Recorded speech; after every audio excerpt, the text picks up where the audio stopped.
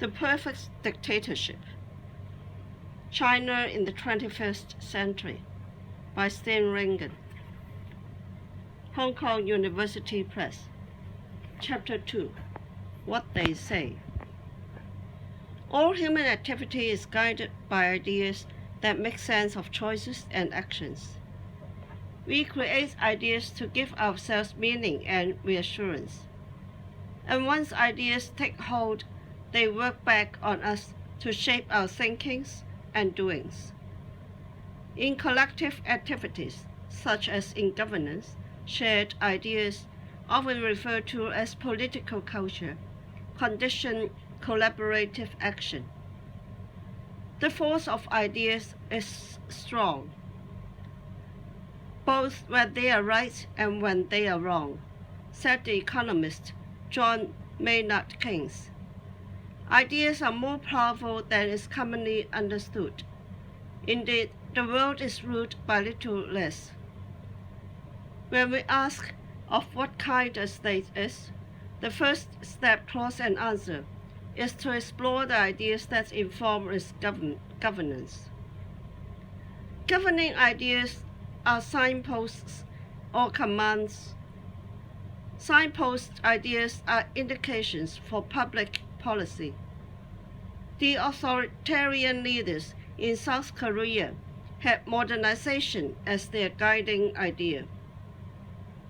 Their country was going to be a fully fleshed member of the family of modern nations that justified their rule and steered the direction of their policies.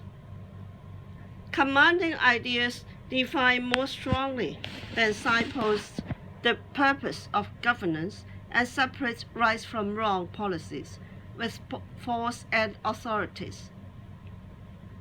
In China, under Mao, permanent revolution was the commanding idea, and whatever advanced, it was right, and whatever stood in its way, wrong. Ideas take on commanding strength when they are belief systems. Belief systems are hierarchies of ideas that are organized in more or less logical coherence, derived from what are seen to be absolute truths. Belief systems can be religious or secular. Secular belief systems are ideologies. If Keynes was right that ideas are powerful, then ideologies are ultra-powerful and ultra-dangerous.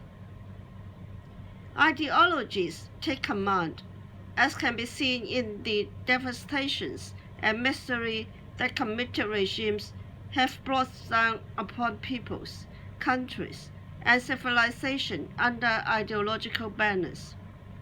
They explain history and destiny above all, in a way that seems truthful to all who are entrapped in them. They make people, both rulers and the ruled, or many of them, believers. They inspire believers and justify the regimes that present themselves as their custodians. They deceive people into disregarding truth, facts, and morality. Beliefs take hold. Followers really believe the ideological story. They subjugate themselves to and become followers of a mission. Their ideology gives them certainty and frees them from doubts. It does that with a force that makes them accept, for example, that ends justify means and that effective means do good even when they inflict harm. Leaders spread, fortify, and propagate the official ideology, but then become prisoners themselves of the beliefs they foster and recreate.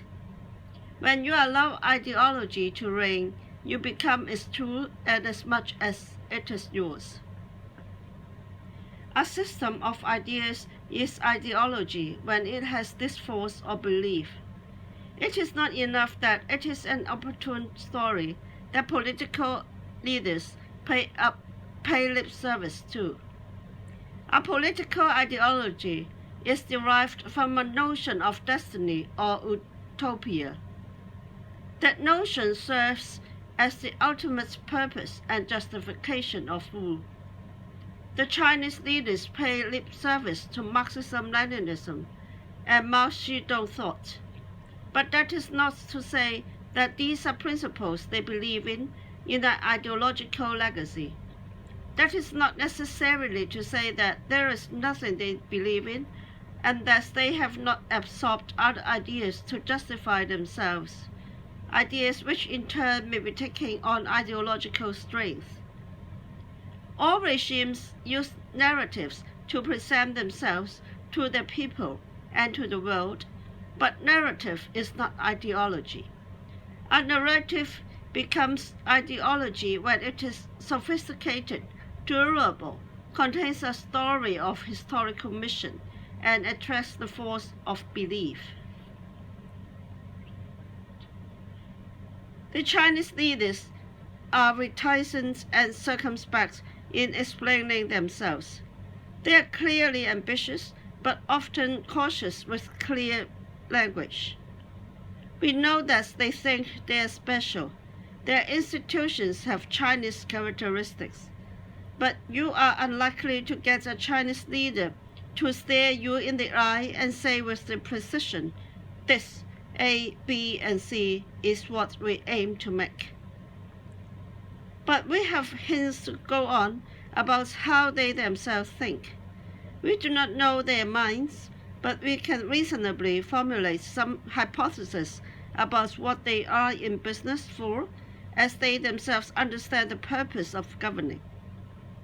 The signals they send out about the purpose of their rule are not consistent and have been changing over time. A watershed came with the turning to reform and opening up after the Mao era. That might seem to have represented a shift from ideological fanaticism to reformist pragmatism. But it may also be that the shift was more in state practices than in state ideas, at least in the longer run. Much of what the post-Mao leaders have said and done suggests an end of ideology, and that is a plausible hypothesis. However, the party state is a structure that craves ideology. The state has its justification from the party, but the party needs its own justification and has nowhere else to turn for it than from the realm of ideas. The party demands obedience, but if that is to make sense, it must be working for a purpose that legitimizes its claim on obedience. Since the party state claims much, an absolute right to lead and an absolute duty on others to follow, it would seem to end a purpose that is grand and imposing. Along the continuum from the death of ideology to the revival of ideology, three hypotheses present themselves, which I call the Triviality Hypothesis, the Welfare Hypothesis, and the Power Hypothesis. The Triviality Hypothesis. Some facts are given. The Chinese state is constituted as a party state. It is dedicated to two absolute priorities: the perpetuation of the regime itself and the protection of the country's territorial integrity. The question then is, what more is there to it? My first hypothesis is that there is nothing more. The Chinese state is strong, but does not possess any purpose beyond itself for the use of its strength. There is no ideology, no socialism, no vision for the well-being of the Chinese people, no idea about quality or glory. Everything else is subservient: economic growth, modernization, poverty alleviation, power in the world, the delivery of public services, economic and social reform, stability. Everything. The leaders always speak about stability, and this hypothesis says that this is all they finally have in mind. I call this hypothesis trivial, not because it would make the Chinese state insignificant or unimpressive. It is and will be a powerful state, but it would be trivial in the sense that it would have nothing to its name but force, and nothing to present itself to others with than bigness. It would be a state with nothing to it that could be seen as worthy. This is not a far-fetched hypothesis. Most dictatorships are self-serving and about strength itself, or the use of strength for the benefit of the rulers themselves or their class. In today's Chinese state capitalism, where leaders and their families and friends have enriched themselves in a big way, some see a new kleptocracy or a mafia state. Under Mao, the Chinese state was a state with an ideological purpose. Mao went to extreme lengths to pursue that purpose, even so as to destroy the party apparatus itself when he thought it might be deviating from its true mission. There is still said to be socialism, although of a different kind, with Chinese characteristics, which is to say whatever the leaders of the day say it is. But that may be no more than posturing and propaganda. There is still socialism, in fact, in the meaning of Leninist party control, but that falls under the category of self-preservation. The rulers hold up the perpetuation of the regime as a purpose in its own right, with no hesitation or embarrassment. In a debate in official media in 2013 over the force of the Constitution, stimulated by perceived reformist signals from the new leaders, the official line quickly turned to warning against constitutionalism as alien to the Chinese system, in part because it would undermine stability that is guaranteed by the supremacy of the party above the law.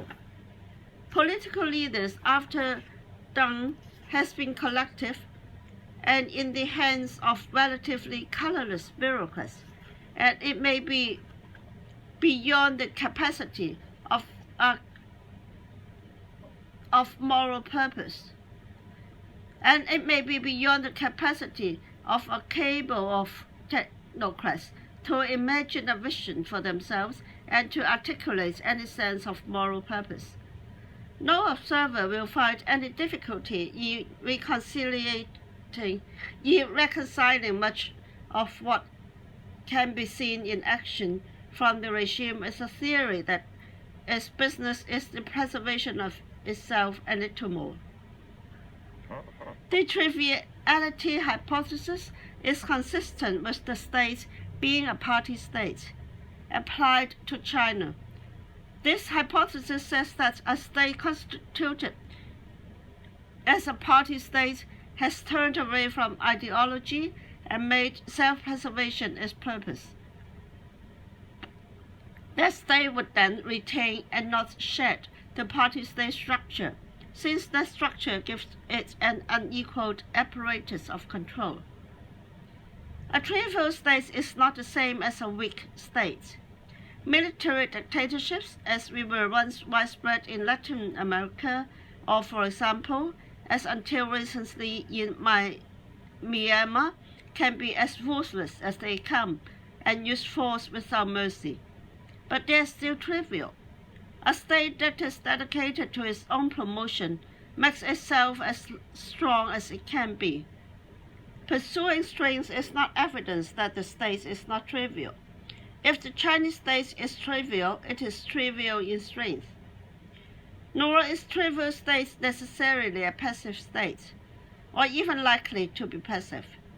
A primitive state may pour all its trust in force and expression, but a sophisticated state will be activist. It will shore itself up with the purchase of legitimacy in addition to the use of control.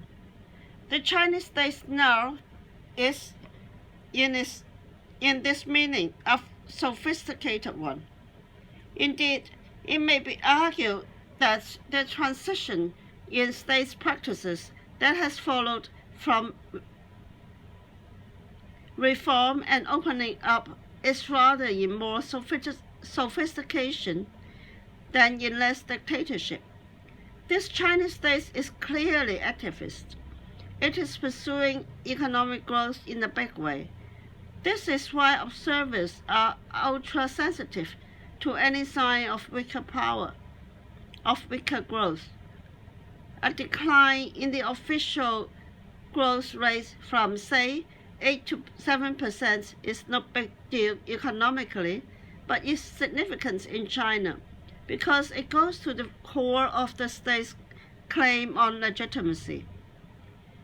The headless pursuit of GDP growthism is consistent with the theory that this is a state whose leaders understand growth but have no idea what growth is for.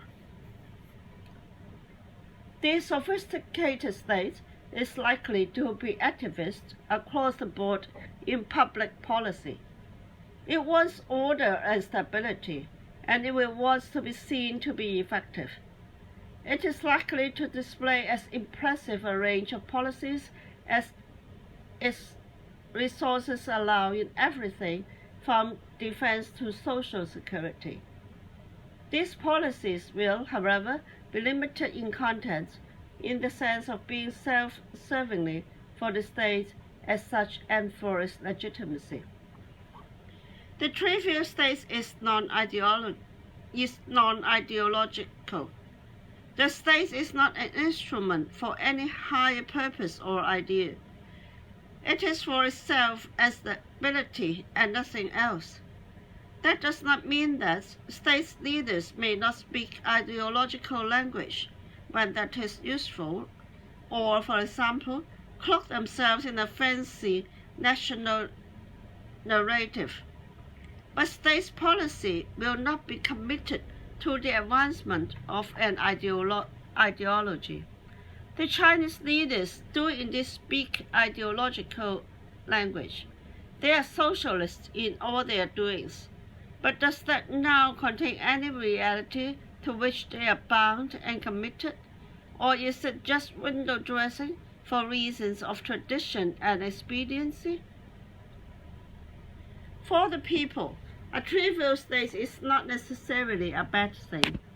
It will not be repressive or ideological reasons, but only for reasons of prudence, which is likely to mean only moderately repressive. A trivial dictatorship is likely to strike a deal with the people that they can get on with life much as they want, as long as they do not make serious trouble. However, a trivial state has an unavoidable problem with its self-image. It is for itself, but not genuinely for anything else. It has an intellectual emptiness which makes it vulnerable to criticism and prone to uncertainty and doubts about itself. The leaders of this state live in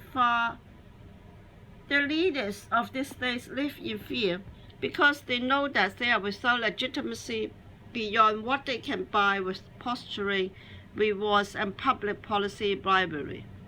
They will be at risk of using repression more than is prudently necessary and to be unpredictable in the use of repression. They may trap themselves in a vicious cycle where repression stimulates resistance and resistance calls for yet more repression. Internationally, a trivial state is likely to be unpredictable. If it is prudent, it will avoid adventurism that might strike back as trouble for itself, which would be good news for neighbors and others. But it also brings with it into its dealings with others its lack of solid grounding at home, which might make it an anxious and paranoid actor on the world stage. States that are not sure about themselves at home may seek to improve their standing by finding enemies abroad. Strength without purpose can be a threatening constellation. A state that has no other strength to play on than strength has no other way of pursuing its interests than with weight, bullying, and force. The Chinese state is a bullying state. Perhaps it has no other capacity because it has no other vision of itself than being bigger than others. Perhaps the leaders who make it known that they expect respect from others have no idea in their own minds about what they should be respected for, and therefore no way of attracting respect except by spreading fear. China's threatening behavior towards neighbors is a mystery. If the Chinese leaders were safe and confident in their model, why should they not be magnanimous and get small disputes settled by sprinkling a bit of gold dust in the form of generosity on their lesser neighbors, and in return reap genuine respect in the world?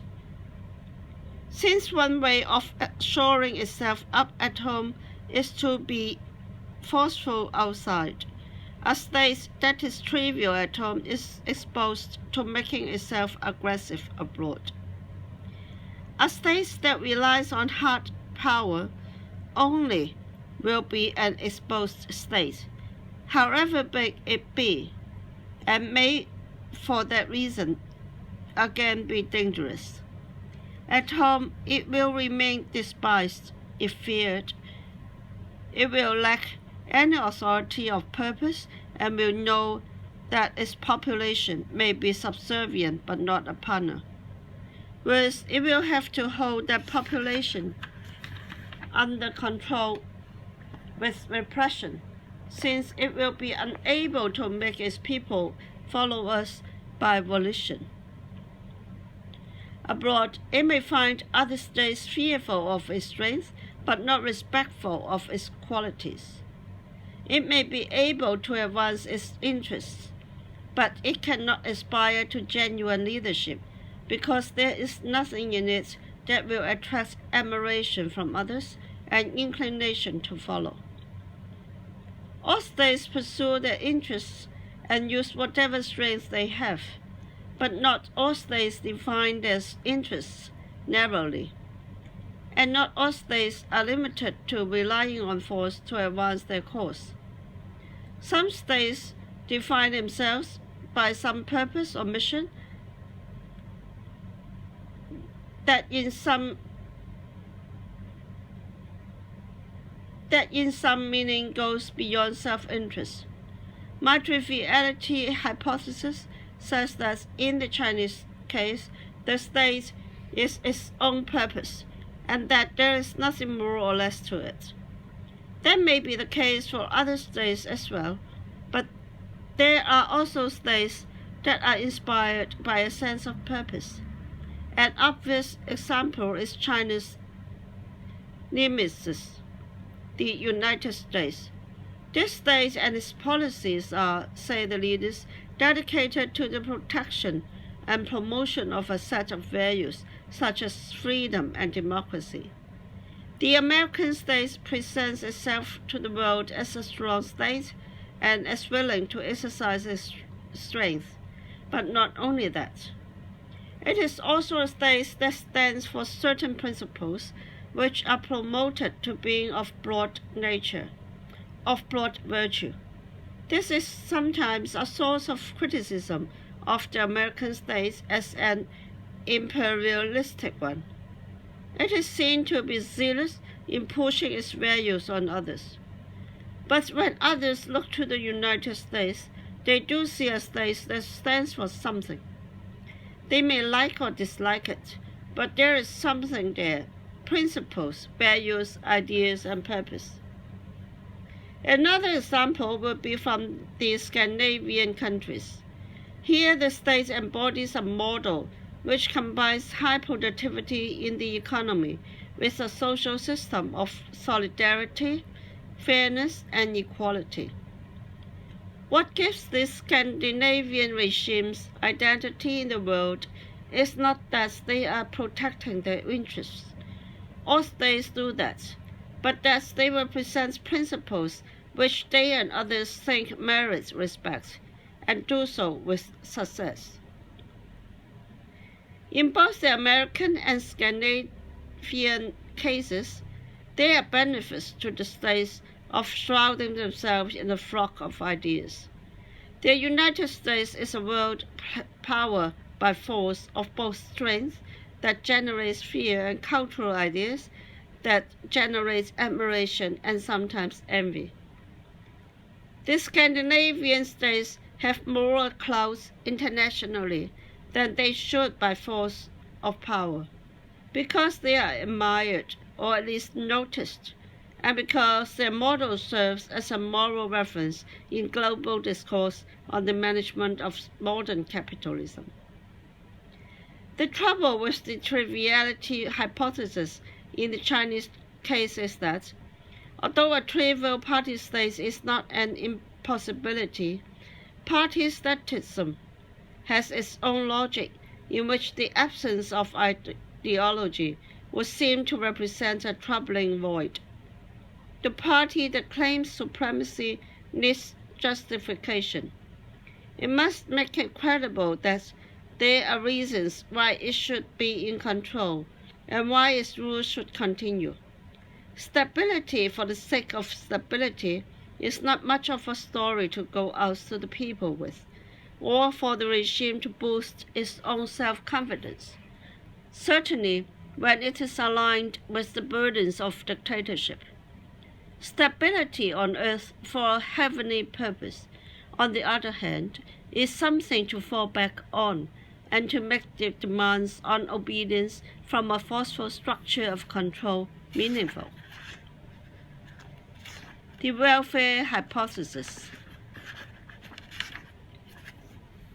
In a book published in 1941, Citizens and Churchmen, William Temple, Archbishop of Canterbury from 1942, made a distinction between two kinds of states, which he called welfare states and power states, and in the process inaugurated the concept of welfare states.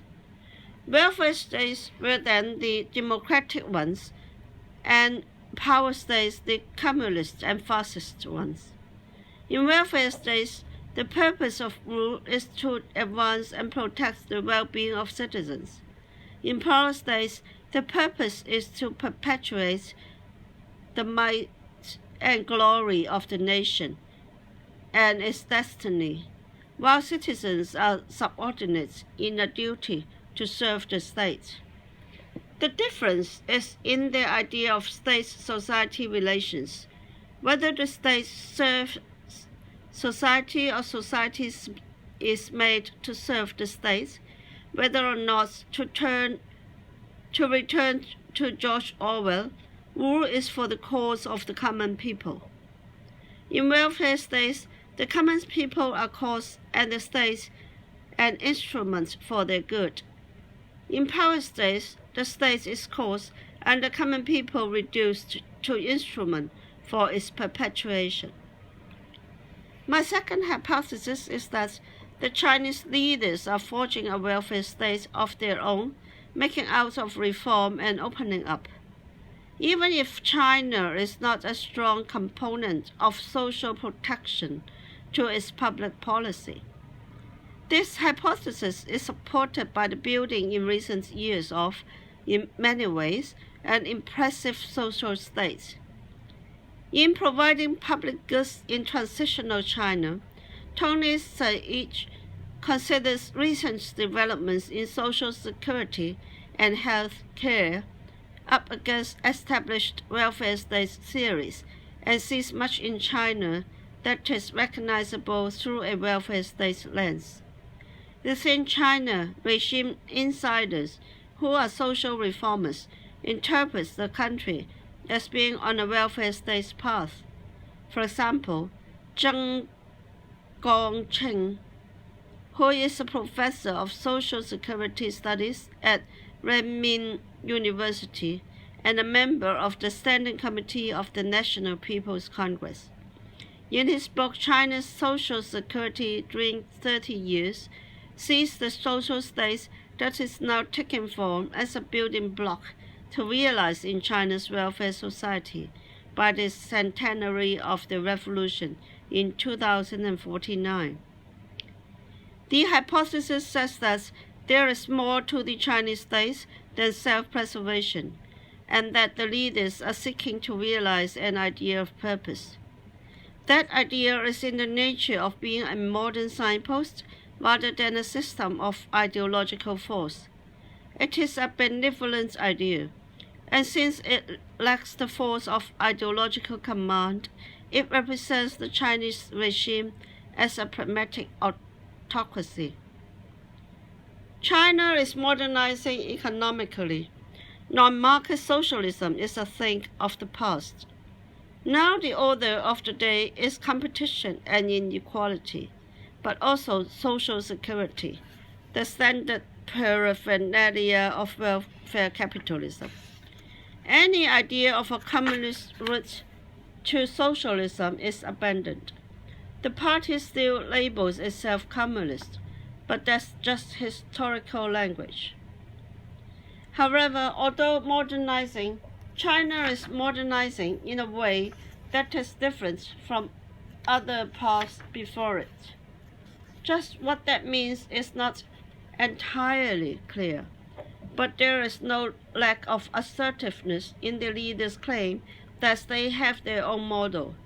They are doing what others have done before, growing, but they are doing it in a way they say is special. They are dismissive of Western capitalism, which they see as fickle and unstable, and are inventing, they say, a new experience of more solid and durable development.